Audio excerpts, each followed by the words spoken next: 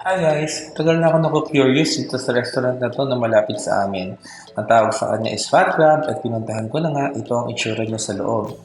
Here's the menu, marami naman choices, pero buti na lang meron din siyang para sa mga mag-isa or solo kagaya ko.